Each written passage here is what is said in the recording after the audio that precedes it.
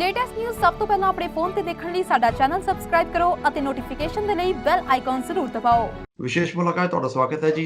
ਸਾਡੀ ਕੋਸ਼ਿਸ਼ ਹੁੰਦੀ ਹੈ ਕਿ ਇਸ ਮੁਲਾਕਾਤ ਦੇ ਵਿੱਚ ਤੁਹਾਨੂੰ ਅਸੀਂ ਕਿਸੇ ਬਹੁਤ ਵਧੀਆ ਸ਼ਖਸੀਅਤ ਨਾਲ ਮਿਲਾਇਆ ਜਾਵੇ। ਇਸ ਵੇਲੇ ਜੋ ਅਸੀਂ ਸਾਨੂੰ ਸਮਾਂ ਮਿਲਿਆ ਜਿਹੜੇ ਸਾਡੇ minister of family children and social development ਦੇ ਮਿਨਿਸਟਰਸ ਨੇ ਇਸ ਵੇਲੇ ਕੈਨੇਡਾ ਦੇ, ਉਹ ਸਾਡੇ ਨਾਲ ਇਸ ਵੇਲੇ ਵਰਚੁਅਲ ਸਟੂਡੀਓ ਦੇ ਵਿੱਚ ਹਾਜ਼ਰ ਨੇ। ਅਸੀਂ ਉਹਨਾਂ ਨਾਲ ਕੁਝ ਗੱਲਬਾਤ ਕਰਾਂਗੇ।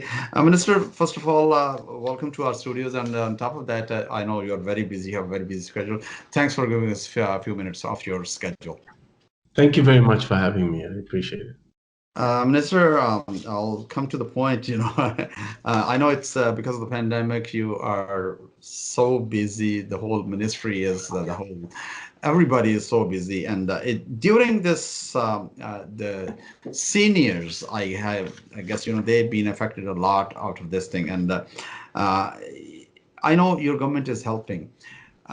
Can you tell me, God forbids, if this happens again, because this came out of nowhere right now, will your government be ready next time if this thing happens in case?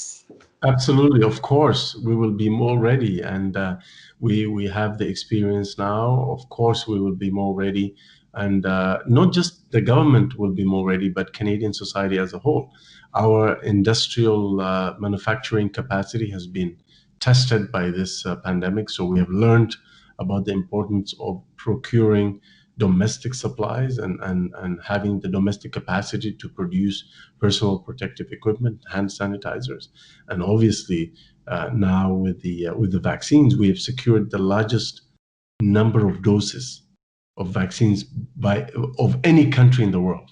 So we have learned, and in fact, just within this pandemic, we've learned a lot. So early enough, we had difficulties with securing PPE. We had some success, obviously, but there was some challenge early enough.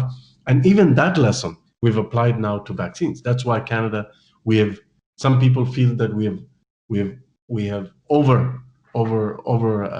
overshot the number of vaccines that are needed, but that's fine. It's better to be safe than sorry. So we have actually procured the equivalent of 10 doses for each Canadian. That shows you that we have learned from we have learned from early during the pandemic on the importance of moving quickly and moving decisively. And absolutely, we will be even more ready if the next thing comes. And about the vaccines, any idea, a timeline when all the Canadians will get the vaccine?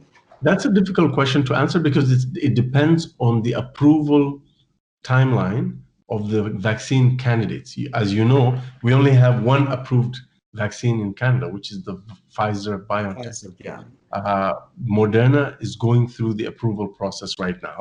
And as you know, Health Canada, the approval process by Health Canada is independent. They take the time that they need to make sure that this is a safe vaccine for Canadians. So we have to respect that. So that's why it's difficult to say how many people will be vaccinated by what time, because it depends on how many vaccines get approved, and then after that we have to distribute. And after that, also we live in a democracy, so people have to want to be vaccinated. Obviously, we want as many people to be vaccinated as possible. That is why we're making the vaccine free of charge, and that is why the government of Canada is doing everything that we can to help with the distribution, including using the Canadian military. So we are doing everything that we can.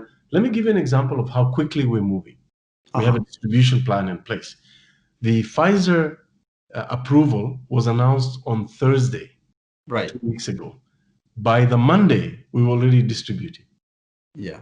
So it took after 3 days, the distribution was already happening. That's how quickly, because we already have a distribution plan in place.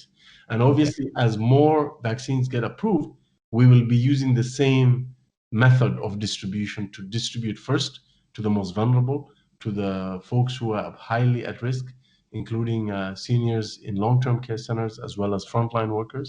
And then obviously, after that, the general population. So we want as many Canadians to be vaccinated as possible, because it's not just going to keep them safe, it's going to keep all of us safe. Minister, this pandemic has affected the families a lot. So many people, so many families are living below the poverty line. What is your government's plan to help those people just to come out of this pandemic? It's a very sad time as well. Some of people, they even lost their jobs. How your government is planning to help those people?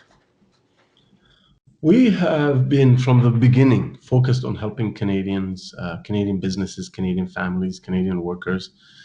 If you looked at the fall economic statement, it talks about extending those supports. We're not stopping the support of Canadians. In fact, we're extending those supports because we know that despite the presence of the vaccine now, it's going to take a little bit more time before we see the back of this pandemic and this virus. So the Canada Emergency Wage Subsidy, which is covering 70% of the wages of any eligible business, it will be extended to June 2021. The Canada Recovery Benefit is still going on till next year. The new and improved employment insurance plan will continue to the fall of next year. So our programs are continuing. And let me tell you, our programs are working. The proof is in the fact that 80% of the jobs that we lost early in the pandemic have come back. They've been recovered. In the United States, only 50% of the jobs have come back. So it shows you that the support programs that we've been giving to businesses and families and workers, those support programs are working. The economy is slowly coming back. And as part of the fall economic statement, our government also mentioned a plan to invest between 3 to 4% of the gross domestic product in a stimulus plan, a plan to stimulate the economy.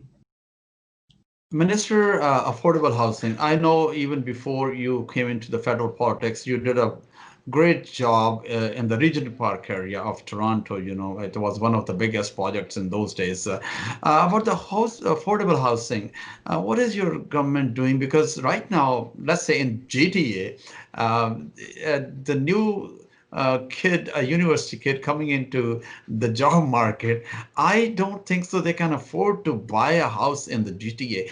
What is your government doing about that? Well, we have the National Housing Strategy, which is a $55 billion plan to build more housing in Canada, more affordable housing. And we're targeting people across the spectrum, but specifically with the challenge that you mentioned of home ownership.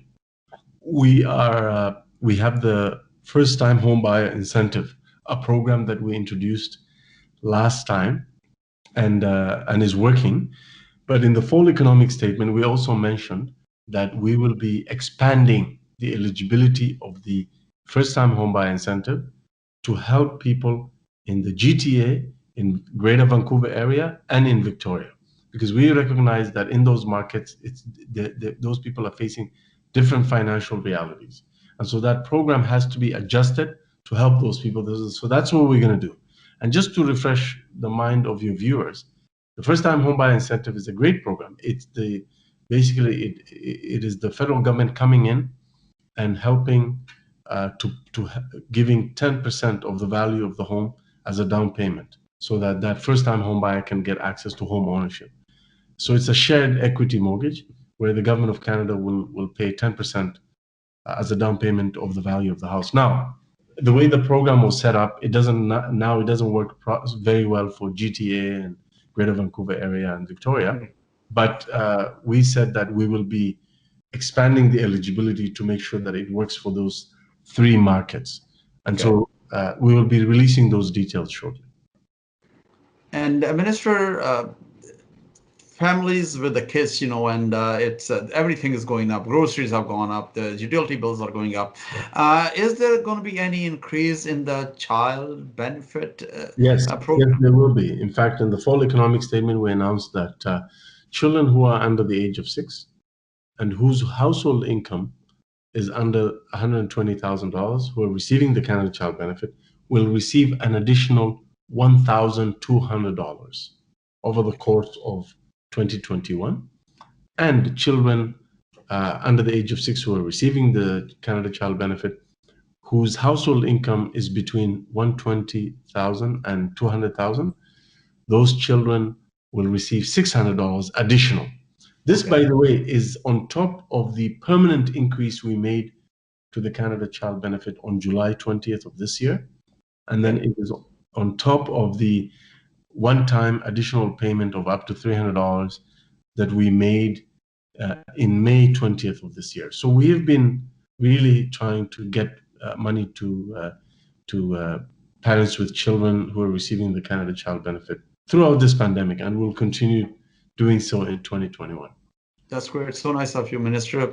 In the end, would you like to give any message to the Canadians? I know during the pandemic, it's a holiday season as well. It's a Christmas time, and but just for some families, it's not that good a time. Would you like to give any message to? I would say thank you. No, I would say that it is a tough time. I know people want to see their extended family members and neighbors and friends, but we have to continue to practice the public health advice that we're given by the public health officials. We have to remain distant and stay at home because the COVID-19 is not over yet, and we have to be really careful because we have to keep not only each other safe but the rest of the community safe. The second thing I would say is when the time comes for every Canadian who has an opportunity to go get vaccinated, they should do that. They should prioritize that because we need as many Canadians as possible to get vaccinated so that we can get rid of this COVID-19 pandemic. Minister, so nice of you. Thanks for your time. I know you're very busy, but we really appreciate that giving us time. Thank you and have a safe holidays. Thank you very much, Hamdard group. And I got to tell you, you guys are doing a really good job at communicating with the community, updating them on what the government is doing, updating them on the health measures connected to COVID-19. So you're performing a very important service, and I'm very appreciative of the time that you've given me today. Thank you. Thank you kindly. Thank you. So nice of you. Thank you. Wish you all the best. Thank you. Latest news ਸਭ ਤੋਂ ਪਹਿਲਾਂ ਆਪਣੇ phone ਤੇ ਦੇਖਣ ਲਈ ਸਾਡਾ channel subscribe ਕਰੋ ਅਤੇ ਨੋਟੀਫਿਕੇਸ਼ਨ ਦੇ ਲਈ ਬੈਲ ਆਈਕਨ ਜ਼ਰੂਰ ਦਬਾਓ।